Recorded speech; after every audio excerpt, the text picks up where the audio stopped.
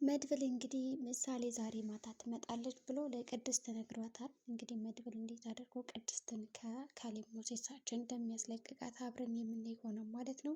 ካሌብ ሞሴሳ ግን ለምንድን ነው ትመጣለች ብሎ የነገራት? እንዴት አድርጎ ሊያስፈታት አስቧል?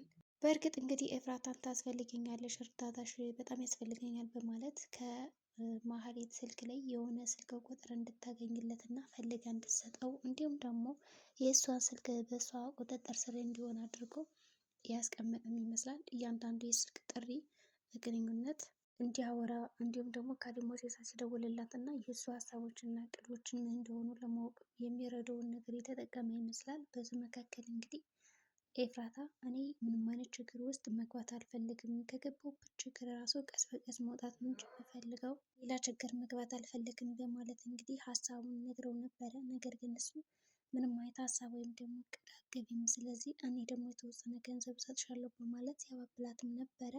እንግዲህ ገንዘቡን ሊሰጣት ተስማምቷል ማለት ነው። በዚህ መካከል እንግዲህ ኤፍራታም እንግዲህ ተስማምታለች። መድብልም የተወሰነ ገንዘብ እንደሚሰጣት ቃል ገብቶላታል። እንዲሁም ደግሞ እኔ ሌላ ችግር ውስጥ መግባት አልፈልግም ስትለው እንግዲህ እሱ ምንድን ነው ያላት? ችግር ውስጥም አልገባሽም በእኔ ምክንያት አስታውሰሽ ከሆነ ከዚህ በፊት ራሱ እኔም ብገኝ ኑሮ አሁን እዚህ ፊት ለፊቴ ቁጭ ብለሽ አታወሪኝም ነበረ፣ ይሄኔ እስር ቤት ነበርሽ ይላታል ማለት ነው። እውነት ነው፣ ገድለው ቢሆን እንግዲህ እስር ቤት ነበር የምትገቡ። ነገር ግን አልገደለችውም፣ ግን ዝናን ደግሞ ወጥመድ ውስጥ ከተዋለች። ይህ ነገር ደግሞ ያ ከዝና ጀርባ ኋላ ያለው እንግዲህ በጣም እየተከታተላት ይገኛል። ያው እንግዲህ አንድ ቀን በሌሊት ጎትቶ ሊወስዳት ሲል እንግዲህ ማህሌት አስጥላታለች ማለት ነው። ይቅር በላት እንደው በቃ ልጅቷን እያለች ስትለመመነውም ነበረ።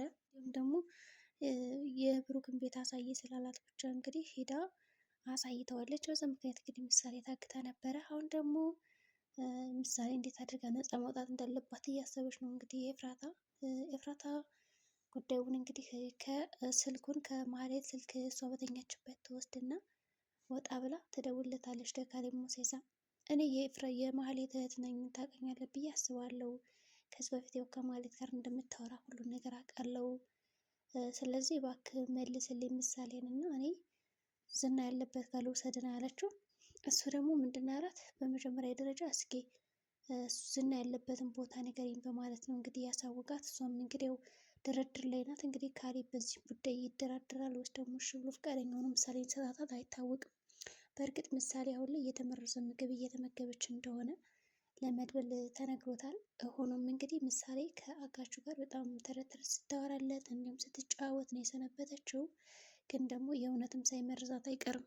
እንግዲህ ከመርዛትም በጣም ከባድ ነገር ነው የሚሆነው። ምክንያቱም ምሳሌ ያንን ምግብ ስትመረዝ ሰነባብታ ስለነበረ እባካችሁ እርዱኝ ሰው አለ ምናምን ስትላቸውም ነበረ። እንግዲህ እስኪ በመጨረሻም እንግዲህ አጅሪት ያው ማህሌት፣ በሌላ በኩል ቅድስትና ዳጣ እስኪ በራሳችን በኩል ደግሞ ለመፈለግ እንሞክር ምሳሌ ምናልባትም እኮ ማህሌት የታገተችበትን ታውቂ ይሆናል እና እንከታተላት በማለት እንግዲህ ሀሳብ አምጥተው ነበረ። ይህም ሀሳባቸው እንግዲህ ሊሳካላቸው አልቻለም። እንግዲህ ሀሳቡ የዳጣ ጥሩ ቢሆንም ግን ደግሞ ቅድስት ከዚህ ቤት አባትም ከሌለ ልጅም ከሌለ እነዚህ ቤት ምንድን ነው የሚያስቀምጠኝ? ወደ ቤተሰቦች ቤት መሄድ አለብኝ። እዛ እኮ የሚጠብቁኝ እናት አባት ወገኖች አሉ። ስለዚህ እዚህ ባዶ ቤት ቁጭ ብዬ እኔ ምንም ላደርግ አልችልም በማለት ያው ለመሄድ ተነሳስታ ነበረ። ይሁን እንጂ እባክሽ ተረጋጊ በማለት ዳጣም ተቆጥታት ወደ ራሷ እንድትመለስ አድርጋት እና እንዲሁም ደግሞ በራሳቸው በኩል እንደሚፈልጓት አድርጋ ነግራት ነበረ። ይሁንና በተስማሙት መሰረት ወጥተዋል።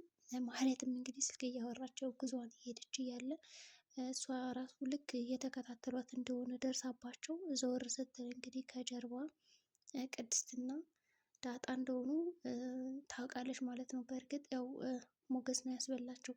ስልክ ባይደውልላት ኖሮ እንግዲህ ለዳጣ አትነቃባቸውም ነበረ። ግን ደግሞ ስልክ ደውሎ ሳለ በዛ ምክንያት ይነሳና ዞር በማለት ጉዳዩን ያያታል ማለት ነው። ሆኖም እንግዲህ እናንተ እየተከታተላችሁ ነው። አሁን እኔ ከልጅቷ ከታገተችበት ቤት ትወስድናለች ብላችሁ ነው አይደለም? እንዳውም ሙሉ ወሰዳችሁ ተከተሉኝ እያለች እንግዲህ ሙድ ስትይዝባቸው ነበር። እነሱም ፈርተው እንግዲህ ይመለሳሉ። በሌላ በኩል እንግዲህ ሞገስ ዝናን አስፈርመዋለሁ የፍች ወረቀቱን ብሎ በጣም ሲጎርር ነበረ። እምቢ ካለ ራሱ በጣም ደበድበዋለሁ እያለ እንግዲህ በራስ መተማመን ሞልት ብሎበት ነበር የሄደው እንግዲህ ሉላም በቃ ዝና ይፈታኛል ብላ ተስፋ አድርጋ ነበረ። እንዲሁም ደግሞ ዝና ከፈታኝ ራሱ በጣም ትልቅ ነገር ነው የሚሆን ይሄ ነገር፣ በተለይ ደግሞ ሀብቱን እካፈላለሁ ብላ ነበር የምታስበው። አሁን ሞገስ ምንም አይነት ገንዘብ እንደሌለው ስለምታውቅ ስለታገደበት ከዛ አንጻር እሺ ብላ ነበረ። ይሁን እንጂ ይህ ነገር አልተሳካለትም። ያው ሞጌም ወደ ቤት ሲመለስ እሷ በጣም አዝና ነበረ። ይሁን እንጂ ፈረመ አላቸው። አይ አልፈረምም ብለዋለች ማለት ነው። አልፈረምም ብለዋለች። ያው ቢሆንም በቃ ችግር የለውም በማለት ያው አዝና ነበር የተመለሰችው። በእርግጥ ዝና ፍታኝ እያለው ነበር። እኔ እንድፈርምልከው ከፈለግ ፍታኝ በማለት ሲያታልለው ነበር ማለት ነው። ሞገስ ደግሞ ከራስ ጋር በቃ ለፍቶ አለፍቶ ትግል ላይ ነበር ማለት ነው። እንደውም መድብል ባይመጣ በእርግጠኝነት ፈቶት ነበረ። ከዛ ደግሞ ማለት ነው ሊፈታው ሲል ቆይ አሁን ትንሽ ላላ አድርጌለት እጁን ምናምን ከዛ እኔ ላስፈርመው እንዴ? አይ ግን እኮ ደግሞ መድብል ዝና በጣም ኃይለኛ ነው። ምናልባት ደብድቦ ቢገለኝስ፣ እዚህ ጋር ቢጥለኝስ፣ ቢያመልጥስ፣ ደግሞ በራሴ እጅ ሌላ ችግር ውስጥ መግባት አልፈልግም እያለ በጣም ከራሱ ጋር ሲያስብ እና ሲያወራ በጣም ያስቅ ነበረ። ሞገስ እንደዛ ጎርሮ እንዳልሄደ ከዝና ፊት ለፊት ሲደርስ ግን በቃ እንዴት ይናገር፣ በጣም ተንቀጠቀጠ ትላላችሁ፣ ተንቀጠቀጠ። ይሁን እንጂ ሊፈታው ሲል እንግዲህ መድብል ይመጣል። ሙጌ ምን እያረክ ነው ይለዋል። ያው ምንም ይለዋል። እንግዲህ ዝና ለማቀሳሰር ሞክሯል። ሲጀመር ለአብሮ አደግ ጓደኛው ያልሆነ አንተን አሁን ይረዳኛል ብላ አስበ ነው መድብል እኮ ከሃዲ ነው ብሎ ከማህሌት ጋር የፈጸሙትን እያንዳንዱ ነገር ይነግረዋል ማለት ነው። እሱም እንግዲህ ሙጌ የእውነት እንግዲህ ልትፈታው ነበረ ብሎ ይጠይቀዋል ማለት ነው። ሞገስም አረ እንደዛ አይደለም፣ በእርግጥ ያው የፍቺ ወረቀት እንዲፈርም ብዬ ትንሽ እጁን ላላ ባደርግለት ይፈርማል ወይ የሚል ሀሳብ ነበረኝ እና ከዛ አንጻር ነው በማለት እንግዲህ ይጠይቀዋል። ይሁን እንጂ አይ እንደዛ አይደለም በማለት ያው ብቻ አቀሳስሯል። በራሱ በኩል እንግዲህ ያቀሳሰራቸው ነገሮች ነበሩ። አልተሳካለትም እንግዲህ ሊጣሉ አልቻሉም። ግን ቢሆንም ደግሞ እውነቱን ነግሮታል። ከማህሌት ጋር የነበረውን ድብቅ ግንኙነት እንዲሁም ደግሞ ከእሱ ጋር እንደተጣሉ ብቻ ብዙ ነገሮችን ነግሮት ግን ደግሞ ምንም አይል በማለት ያው ትቶታል ማለት ነው። ይሁን እንጂ እንግዲህ አጅሬም ሳይፈታ ቀርቷል። በእርግጥ መድብል ነው እንግዲህ ሀሳቡን ያከሸፈበት። እሱ እፈታለሁ እና አመልጣለሁ ብሎ አስቦ ነበር ከታገተበት። ቢሆንም ሊያመልጥ አልቻለም፣ እንደታገተ ነው የቀረው።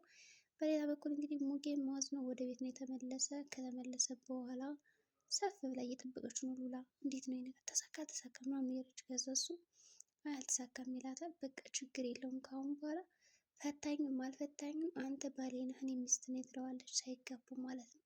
ይህ ማለት ሁሉ ነገር ተፈቅዶልኛል አንቺን የመንካት መብት አለኝ ሲላት እንግዲህ በቃ አዎ ትለዋለች። እሱም እንግዲህ በጣም ይደሰታል። ከዛ በተጨማሪ እንግዲህ ደስ ብሎ ስለነበረ በሌላ ብሎ ነው እንግዲህ ያቀፋት ማለት ነው። እንግዲህ ቅድስትም አዝናለች። መድብልም ያሰበው ሀሳብ አለ በኤፍራታ በኩል እንድታግዘው እና ልጅቷ እንድትመለስ ሊያደርግ ነው። ቅድስትም እንግዲህ ወደ ቤት ተመልሳ መታ ቁጭ ብላ ማልቀስ ነው ስራዋ።